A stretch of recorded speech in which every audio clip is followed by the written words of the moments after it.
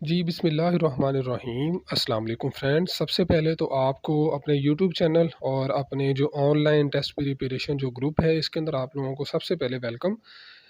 जैसा कि आप जानते हैं कि पाकिस्तान एयर फोर्स हो या पाकिस्तान नेवी हो, तो इनकी जो आपके एकेडमिक्स के जो टेस्ट होते हैं, इनके अंदर फिज़िक्स का बहुत ही इंपॉर्टेंट रोल है।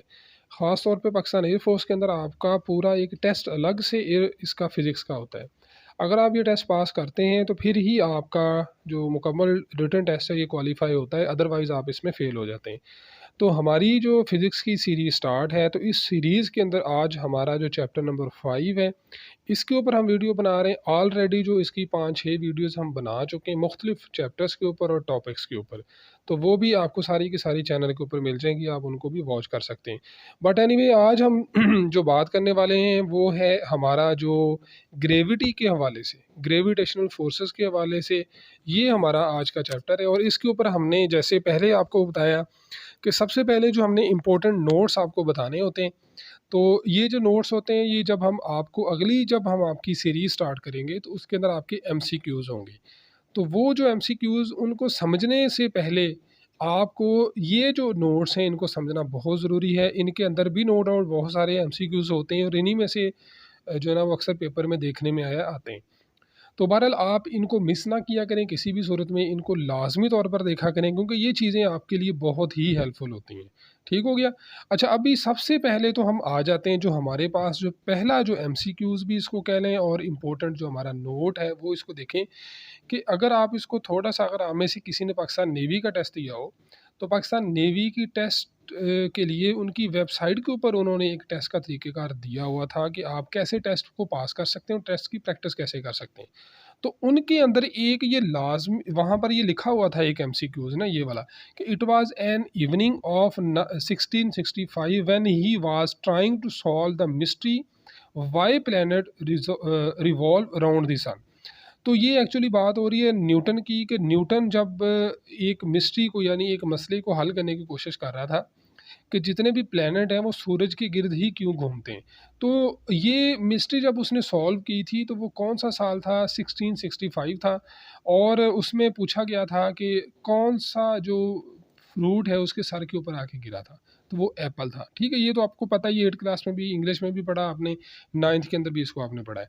तो ये इसका एक मेन जो था वो आपने समझ लेना है क्योंकि ये आपका जो एमसीक्यूज़ है उसके हवाले से ये अहम है। बट एनीवे जी हम आ जाते हैं जी अपने जो कह लें कि नोट्स की तरफ इम्पोर्टेंट, उसमें सबसे पहले है जी लॉ ऑफ ग्रेविटेशन। अब लॉ ऑफ ग्रेविटेशन क्या है जी? देखें, सबसे पहले तो इस चीज़ को समझें कि ग्रेविटेशन का मतलब होता है कशिश शकल। कशिश शकल को सादा लफ्ज़ों में मैं ऐसे आपको समझाता हूँ कि आप ऊंचाई से किसी भी चीज़ को जब हम ऐसे छोड़ते हैं, आज़ादाना उसको छोड़ दें, तो वो ज़मीन पे आके गिरता है। वो ज़मीन पे आके कैसे गिरता है, उसके ऊपर कौन सी ऐसी फोर्स अमल करती है, उसको हम कहते हैं ग्रेविटेशनल फोर्स। ठीक है? तो वो ग्रेविटेशनल फ़ोर्स होती है जो उसके ऊपर अमल करती है। तो अब ग्रेविटेशनल फ़ोर्स को हमने समझना है और इसका एक लॉ है, उस लॉ को हमने समझना है।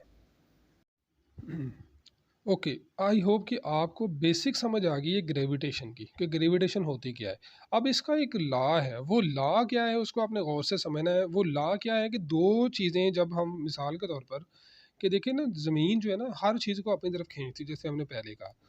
तो अगर तो उसके अंदर कोई मुख्तलिफ बॉडीज़ हैं, उनके मैसेज हैं, तो वो आपस में डायरेक्टली प्रोपोर्शनल होंगे। यानी एक ऐसी फ़ोर्स होगी कि मुख्तलिफ किस्म के जो मैसेज हैं, उनके डायरेक्टली प्रोपोर्शनल होगी। और जो उनका जो डिस्टेंस होगा, यानी जो उनके दरमियान जो फ़ासला होगा, उसके स्केयर के इन्वर्सली प्रोपोर्शनल होगी। ठीक है? यानी ये चीज़ आपको तब समझ आएगी जब आप इस इक्वेशन को समझेंगे। ये जो फार्मूला आपको दिया हुआ है, इसके मुताबिक क्या है? इसके मुताबिक ये है कि ये एफ का मतलब है वही ग्रेविटेशनल फोर्स है।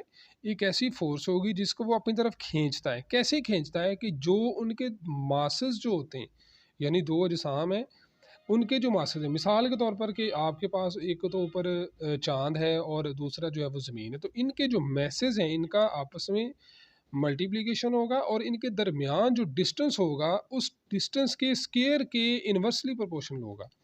अच्छा, एक चीज़ ज़हन में रखें कि जो चीज़ें आपकी बटे से ऊपर होती हैं, डिनोमिनेटर से जो ऊपर चीज़ें होती हैं, वो आपकी वो डायरेक्टली प्रोपोर्शनल होती हैं और जो बटे के नीचे होती हैं, वो आपकी इन्वर्सली प्रोपोर्शनल होती हैं। ठीक है? अब 2 चीज़ों की तो यहाँ पर आपको समझ आ गई कि ये जो मैसेज हैं इनका प्रोडक्ट है, और ये डी का मतलब डिस्टेंस है जो उनके दरमियान है। लेकिन यहाँ पर जो जी आपको मिल रहा है ये कैपिटल जी, ये छोटा जी नहीं है, छोटी जी होती है वो आपको पता है ग्रेविटेशनल एक्सेलरेशन होती है, उसकी वैल्यू होती है 10 मीटर पर सेकंड स्क्वायर। ठीक है, वो और चीज़ है। ये कैपिटल जी है। कैपिटल जी क्या है कि ये इसका एक कांस्टेंट है जिसको हम कहते हैं कि यूनिवर्सल कांस्टेंट ऑफ ग्रेविटेशन।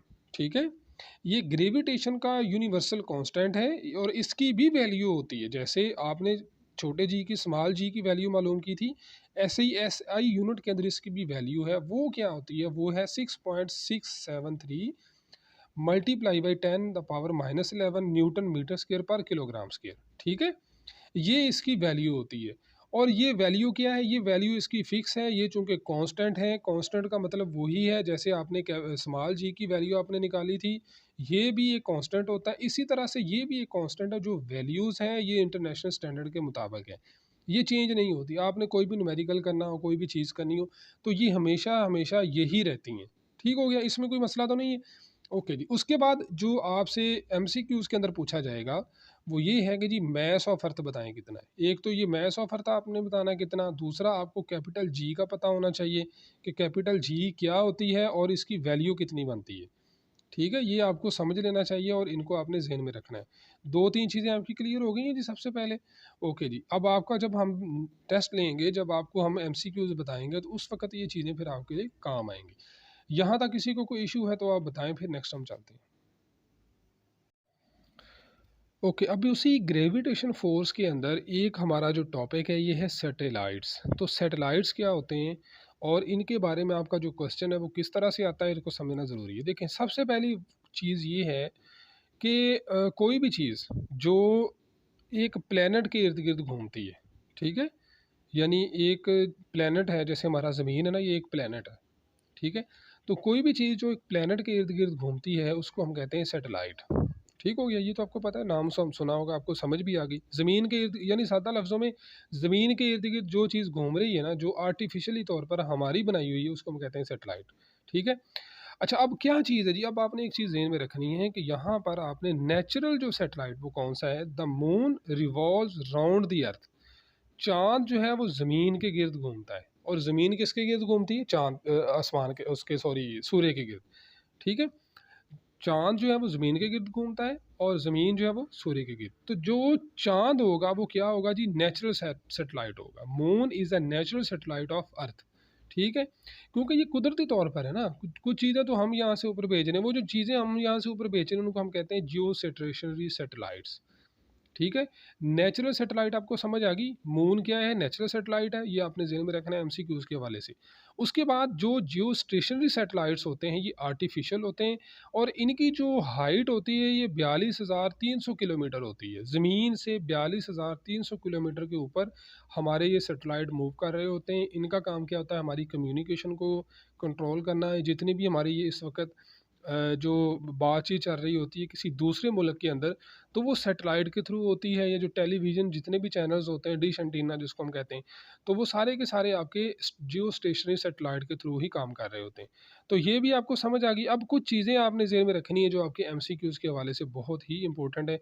इनको देखिएगा। सबसे पहली जो चीज़ है जी कि ज़मीन जो है किसी भी चीज़ को अपनी तरफ खींचती है, जो अपनी तरफ उसको खींचती है तो वो उसकी जो फ़ोर्स की मिकदार है वो क्या होती है, उसके वज़न के बराबर होती है।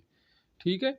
यानी कोई भी चीज़ जो ज़मीन पे आ रही है वो उसके वज़न के बराबर फ़ोर्स उस पे लग रही है तो वो आ रही है। मिसाल के तौर पे मैं आपको समझाता हूँ। आप एक कागज़ को ज़मीन पे फेंकें और एक बॉल को फेंकें। अब बॉल जो है उसका चूँकि वेट ज़्यादा है तो ज़मीन उसको ज़्यादा खींचेगी, इसलिए वो जल्दी आ जाएगी। और इसी तरह से जो कागज़ है उसका चूँकि वेट कम है, उसकी फ़ोर्स भी कम अमल करेगी ज़मीन की उसके ऊपर, इसलिए वो थोड़ा देर से आएगी। ये सादा लफ्ज़ों में। क्लियर है जी? अच्छा, उसके बाद क्या है जी कि जैसे मैंने आपको पहले कहा था आर्टिफिशियल सैटेलाइट्स के हवाले से, कि जो साइंटिस्ट हैं इन्होंने भी कुछ अपने जो है ना वो सैटेलाइट बना के इन्होंने ऊपर भेजे हुए हैं जो कि ज़मीन के गिर्द घूमते हैं। तो इनको हम कहते हैं कि ये आर्टिफिशियल सैटेलाइट्स हैं। ठीक है जी, तो समझ आ गई जी इसकी। तो जेंटलमैन, एट द एंड मैं फिर आपको यही कहूँगा, मेहनत करें, मेहनत के अंदर ही आपकी कामयाबी है। कोई कामयाबी का शॉर्टकट नहीं होता, जो बंदा मेहनत करता है, अगर हम आप लोगों के साथ मेहनत कर रहे हैं, आप लोगों को भी मेहनत करनी चाहिए, ठीक है? तो गुड लक, अल्लाह ताला की ज़्यादा आप लोगों को कामयाब करे। और अगर वीडियो अच्छी लगी है तो एक अच्छा सा कमेंट ज़रूर कीजिएगा।